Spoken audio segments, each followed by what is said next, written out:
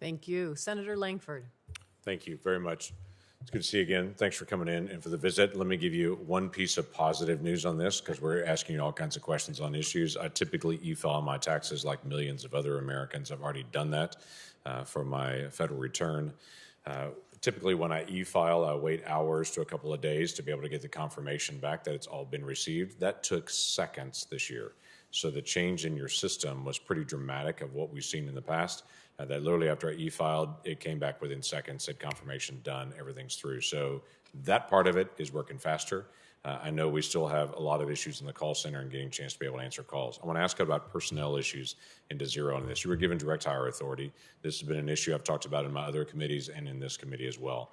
You've been given access for 10,000 of those, but I don't know yet what positions you're using those for. So I don't need the exact location of what desk. What's the type of position you're looking for in that direct hiring authority? How are you using it? We're going to come back and ask for an expansion of that. So okay. I always believe in transparency. And no, that's good. That's fair. First level is where we have our inventories, which is submission processing and accounts management. And the legislation limits direct hiring authority to essentially the clerks in those positions. They're lower graded individuals, if you will, pay grade wise. And that's what we have authority for. We got authority for 10,000, which is 5,000 this year, 5,000 next year. We have been holding job fairs around the country. We've been very successful in those job fairs. We fully expect to bring on board the 5,000, which will make a difference. We also have other avenues for doing searches and stuff. Do you have individuals that are in the processing center or answering phones? Is that in your direct hire authority, or are those not in your direct hiring authority? It is. Where we were hiring is Kansas City, Austin, and Ogden, sorry. Okay. And that's where our three big processing centers are. And we're with direct hiring authority. Congress rescued us. There's no question about it. We are able to onboard folks in those facilities within 30 to 45 days. We needed them in December, but without direct hiring authority, we're competing with Walmart. We're competing with Target, which is onboarding at $20 an hour. Our folks are at $15. And we're competing with Amazon. And then without direct hiring authority, we have to tell these individuals it may be 6 to 8 months before we can bring you on board. For these folks, they need that job now. There was a news release recently, a press release out of Ogden. A lady got laid off on Friday, came to our Saturday hiring event and got hired. Okay. We're able to move that fast. Yeah, that makes a big difference. So the onboarding process itself, once you've actually made the hire before they can actually get engaged to actually doing the task, how long is that onboarding process? 30 to 45 days. Okay. And individuals are showing up at in person at these job fairs with resumes. We're also doing virtual job fairs, and it takes a little more follow-up to get some of their information. We do the background checks within that 30 to 45, but we can do everything else we need in person at the site, and it's been really superb. Okay, terrific. You and I have talked before about the attrition rate in certain areas of the IRS, and then also the number of retirees that are out there. So the two questions on this.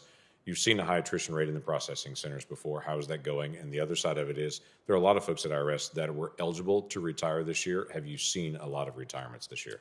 So attrition, we had hiring freeze from 2011 to 2018. So we have a more experienced workforce on average than probably most other agencies. Attrition is holding true. I will say that the majority of our folks, I think, stayed during this period of time. We're seeing basically a 5 to 7% attrition rate on about 80,000 employees. And some of our avenues, it's a little higher, 10 or 11%, and we're addressing that. Although I will also say that I've been contacted by a number of folks I knew before I came on board at the IRS who were career IRS employees who retired, who have come back as retired annuitants.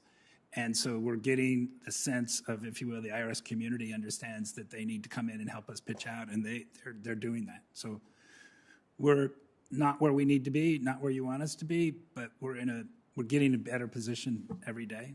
And, do you have data at this point for individuals that chose not to get the COVID vaccine that retired early or that left the IRS, what that number is or percentage of the workforce?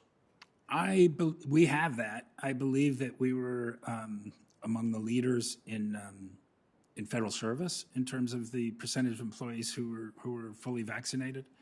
And I couldn't tell you whether that is or isn't because folks are leaving now. We don't have that requirement, right? They got paused, right. So there's no way to be able to know how many folks did leave before based on that. We did not. To my knowledge, we did not see a noticeable spike in leaving, although it was in the hallways. Oh, yeah. I would assume, yeah, we had lots of phone calls that came into our office saying, hey, I already had COVID. Hey, why am I doing this?